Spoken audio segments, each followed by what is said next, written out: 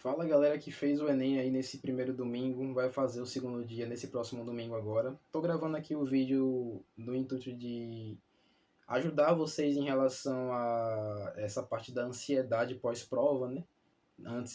Aliás, depois que vocês fazem a prova até chegar ao resultado oficial, que é um tempinho bem considerável.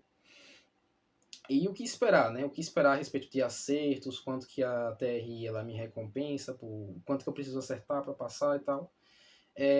Eu sou atualmente estudante de medicina aqui na Federal do meu estado, que é Sergipe, é a UFES, Universidade Federal de Sergipe. Passei pela ampla concorrência referente ao SISU 2023, né, que foi pelo Enem 2022. Vou trazer aqui um pouquinho dos meus acertos em 2021 e 2022, comparar esses 2 anos, o que é que eu melhorei, o que é que eu piorei, o que é que eu acho que me fez passar. Além de comentar com vocês um pouquinho a respeito de TRI e do que esperar da TRI de um ano para o outro. Né? Pois bem, falando agora das minhas notas.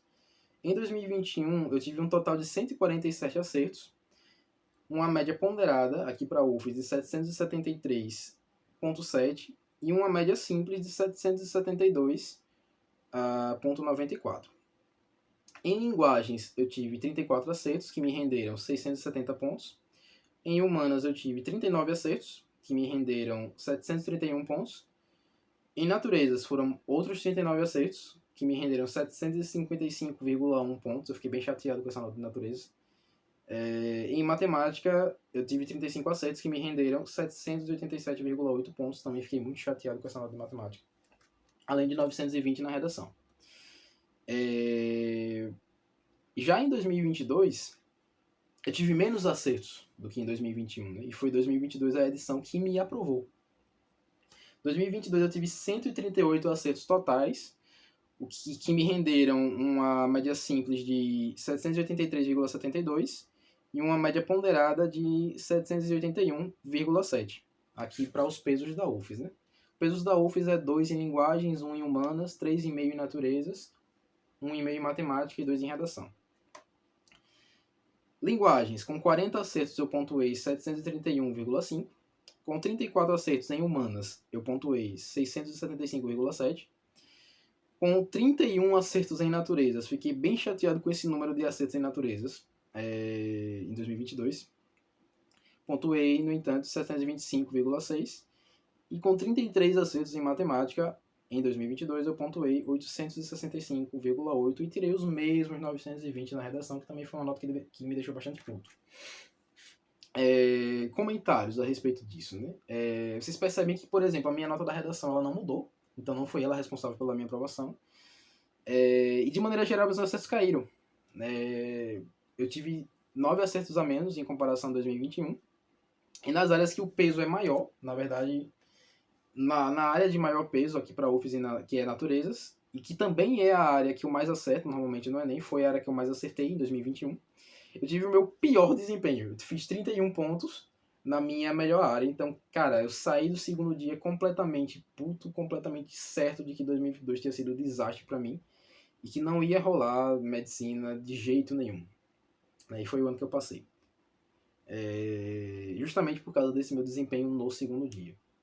Mas o que acontece é que a TRI, galera, de um ano para o outro, ela é completamente imprevisível.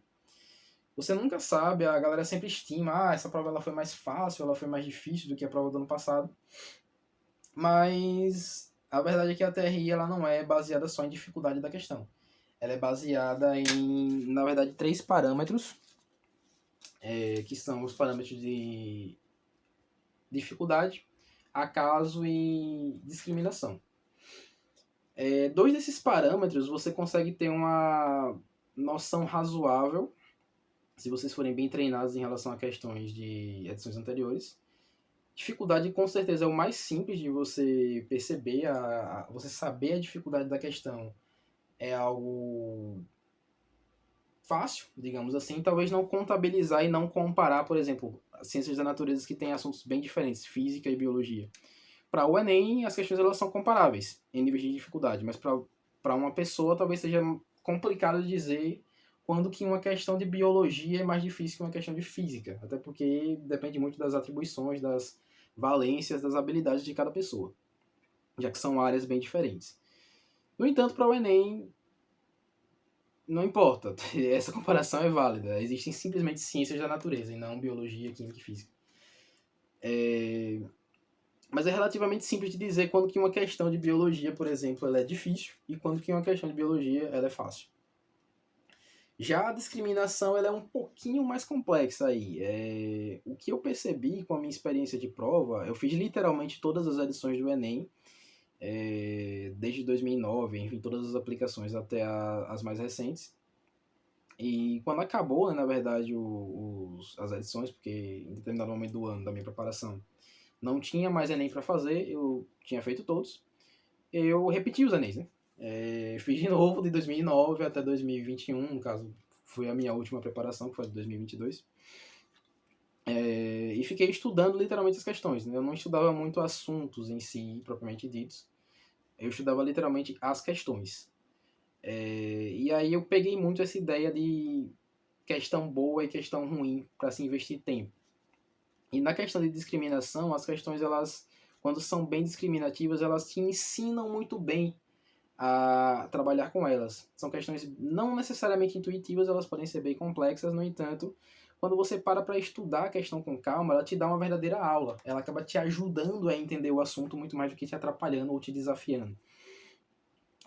São questões que parecem sempre ter todas as informações necessárias para que sejam respondidas. O gabarito é muito claro, ele fecha muito bem a questão, tipo, vai ser essa resposta aqui, todas as outras estão necessariamente e claramente erradas por alguma outra razão. Além da pergunta, né, do comando da questão ser muito claro em relação ao que se pede. Isso é bem importante em relação à discriminação. As questões que são pouco discriminativas, no entanto, elas tendem a te deixar confuso. Elas podem sim ser complexas, como podem não ser complexas, podem serem literalmente questões fáceis, mas que o comando está um pouco difuso ali, um pouco nebuloso, não se pergunta, na questão ela não sabe muito bem perguntar o que ela quer. As informações parecem estar faltando ou serem insuficientes e os gabaritos eles tendem a ser dúbios, né? Parecem ter 2 ou mais itens que respondem ou parece que nenhum item responde claramente a pergunta que está sendo feita, que às vezes você nem consegue entender direito qual é a pergunta.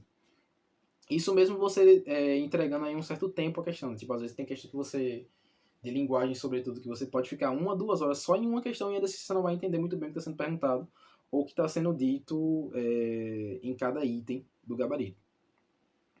Essas questões elas tendem a ter uma discriminação menor e, portanto, elas te pontuam menos. Elas interferem pouco na sua nota ou não interferem na sua nota. Elas podem literalmente serem anuladas pela TRI, ainda que não sejam anuladas oficialmente, né, de aparecer o xizinho lá no gabarito oficial.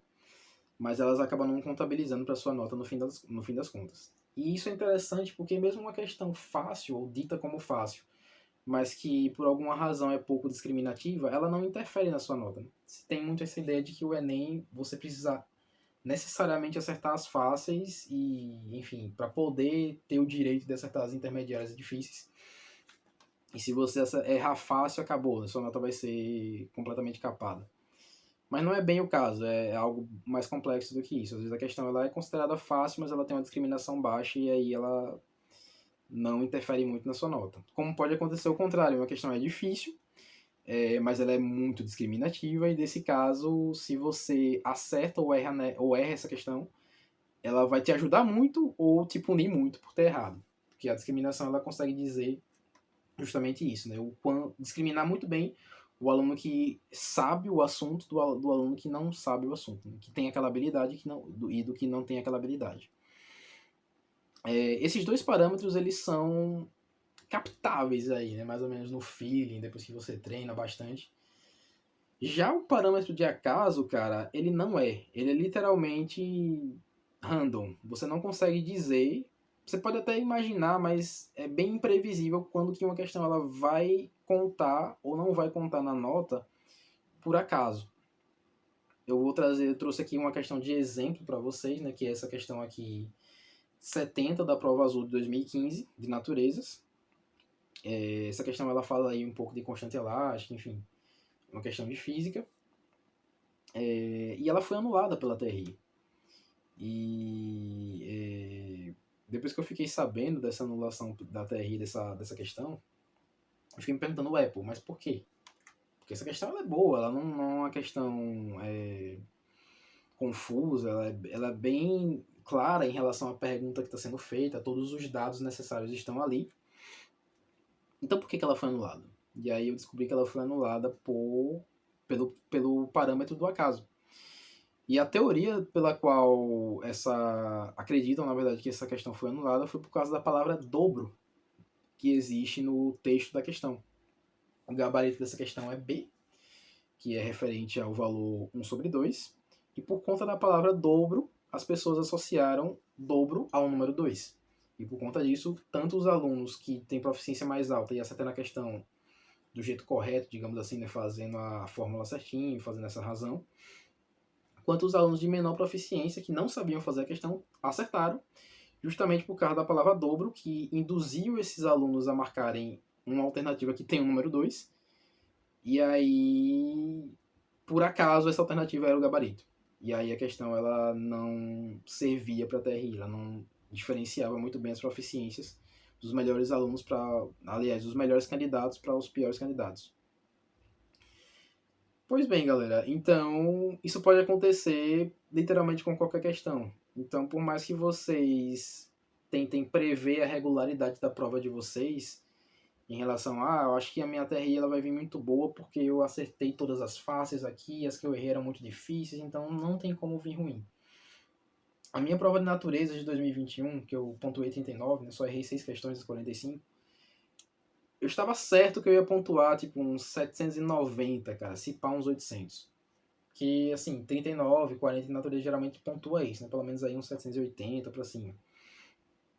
E eu tava seguro em relação a isso justamente por conta da dificuldade das questões que eu errei.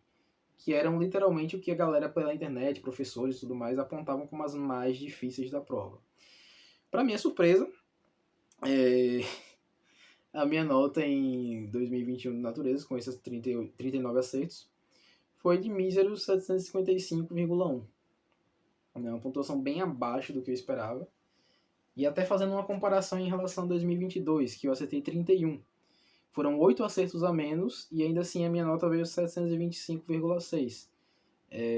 Praticamente aí 30 pontos de diferença para 8 questões. Realmente Beleza, 30 pontos é bastante coisa, mas quando você acertar 8 a menos, você espera ter ido muito pior, cara. E veja que não foi tão pior assim.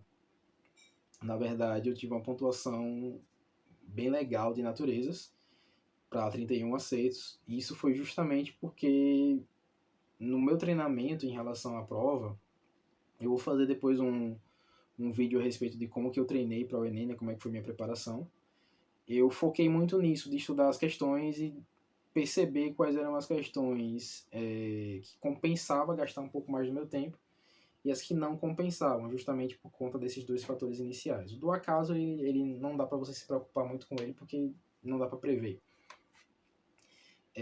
Ainda assim, isso tende a elevar um pouco a sua nota, isso tende a elevar um pouco a sua expectativa de valorização da TRI, mas ela é imprevisível. E isso também se comprovou comigo em relação à matemática, que com 33 aceitos eu tive 865, sendo que eu estava certo de que eu tinha errado questões que eram cruciais, que elas eram muito discriminativas, pareciam ser pelo menos, e relativamente fáceis, né? Mas para minha surpresa, a minha TRI de matemática também foi excelente. A mesma coisa aconteceu com linguagens, que eu acertei bastante, porém eu achava que a minha TRI seria pior. Acabou que ela foi boa em todas as áreas, exceto humanas, né, que foi a TRI de ok para ruim. Então, realmente, prever TRI é uma coisa que não dá para se fazer.